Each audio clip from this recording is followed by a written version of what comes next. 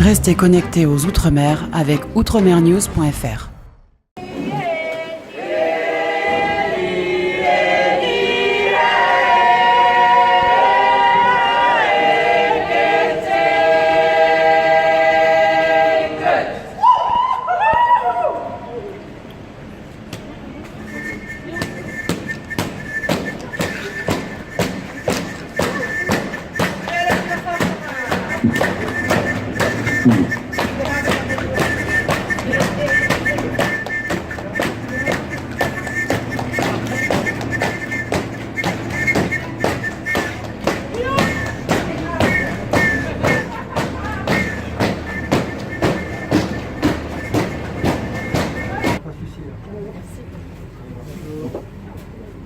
Donc ensuite, le principe, c'est qu'on commence notre voyage dans la voiture dédiée au Pacifique, avec un premier espace qui est dédié à Tahiti et ses îles. Et là, on retrouve, je dirais, toutes les richesses de Tahiti. Je vais vous passer la parole, je vais vous en parler un petit peu.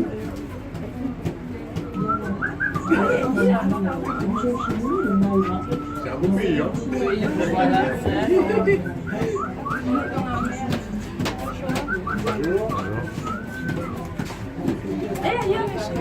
Non, pas encore.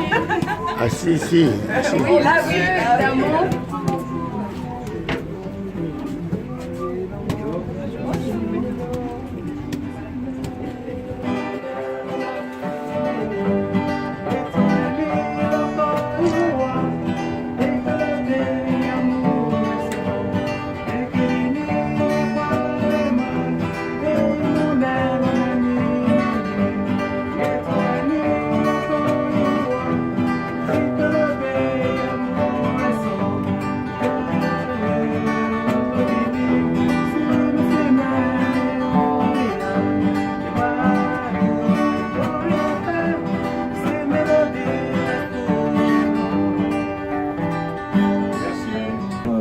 Sur la Nouvelle-Calédonie, alors je vais passer la parole à Corinne de manière à nous dire un peu ce que vous avez souhaité mettre en avant. Monsieur Viratel, vous êtes dur. Nous avons essayé de mettre en avant la diversité de la Nouvelle-Calédonie, aussi bien du côté tourisme, économique, pays, communauté, tout le monde, toute la diversité de la destination. C'est vrai que c'est pas évident à résumer en 2-3 mots, mais la biodiversité marine, Là, on voit toute les différents paysages, côte est, côte ouest, nos spécificités. Et derrière, vous avez aussi les populations que vous pouvez rencontrer, un peu d'histoire avec les cases, des sculptures, comme l'a expliqué M. Mirakel, des chambranles à l'entrée. Et après, vous avez des totems, des flèches fêtières et les populations qui sont aussi montrées. Nos petits coquillages, et notamment le nautile, qui est un coquillage spécifique à la Nouvelle-Calédonie, surtout celui-là, parce qu'il a un petit trou au milieu. Il est spécifique de la Nouvelle-Calédonie. C'est un nautile. C'est un nautile. Alors c'est un coquillage qu'on va retrouver dans d'autres destinations, mais celui-ci spécifiquement est en Calédonie. Il est endémique à la Calédonie. Voilà. C'est un fossile vivant, il n'a jamais évolué depuis les origines. Depuis les origines. Il vit à moins 500 mètres et il remonte en surface pour la reproduction. Donc on le retrouve, on peut le voir. Il nage, hein, puisqu'il nage. Oui, C'est même rare. donc on peut le voir à l'aquarium. Il est en eau profonde.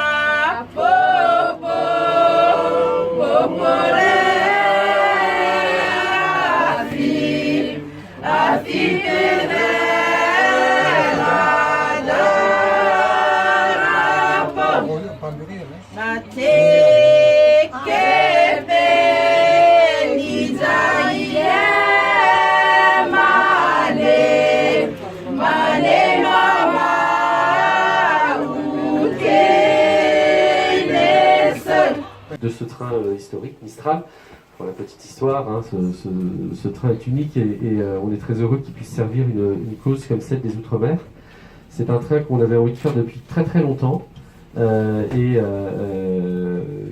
Cathy Karim Jelin, qui est présente ici, un jour est venue nous voir et nous a dit mais tiens, moi j'ai une idée, j'aimerais bien faire un train des Outre-mer. On a dit ça c'est une bonne idée parce qu'on ressentait le besoin de faire mieux connaître l'ensemble de ce territoire dans l'Hexagone.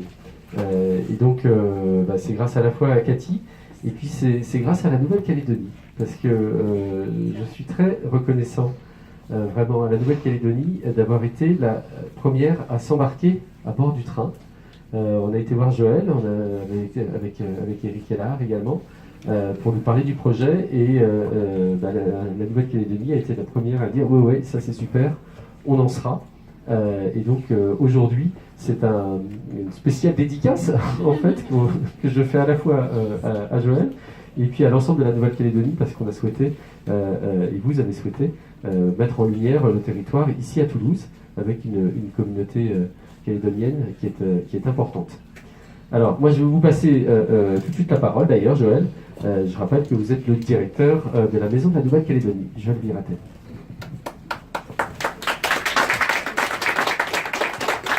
Bonjour à tous, cher Vincent, Madame la représentante du maire de Toulouse, Monsieur le président de la SNCF, Monsieur le directeur de la communication du CNES. Je voudrais d'abord vous dire à quel point la Calédonie est heureuse et fière d'être à Toulouse. D'abord parce que Toulouse, c'est effectivement la ville de France qui héberge le plus de jeunes Calédoniens. Nous en avons à peu près 3000 sur l'ensemble de l'Hexagone qui viennent faire leurs études. Et bien la plus forte concentration est à Toulouse. Donc nous avons choisi Toulouse tout simplement pour nous rapprocher d'eux. C'était un beau symbole. Et je crois qu'ils nous ont donné tout à l'heure la contrepartie de cette démarche, puisque ce sont des jeunes de l'association Canac de Toulouse qui ont chanté et qui ont dansé pour nous. Et probablement ont-ils raté quelques cours ce matin, puisqu'ils ne sont pas là pour danser ou pour chanter d'abord, ils sont là pour étudier. Et donc ils sont là aussi pour défendre une certaine image de la Nouvelle-Calédonie. La Nouvelle-Calédonie qui est la plus éloignée des collectivités ultramarines françaises, qui est la plus éloignée. Et donc je voudrais d'abord leur rendre hommage et les remercier. Je voudrais aussi remercier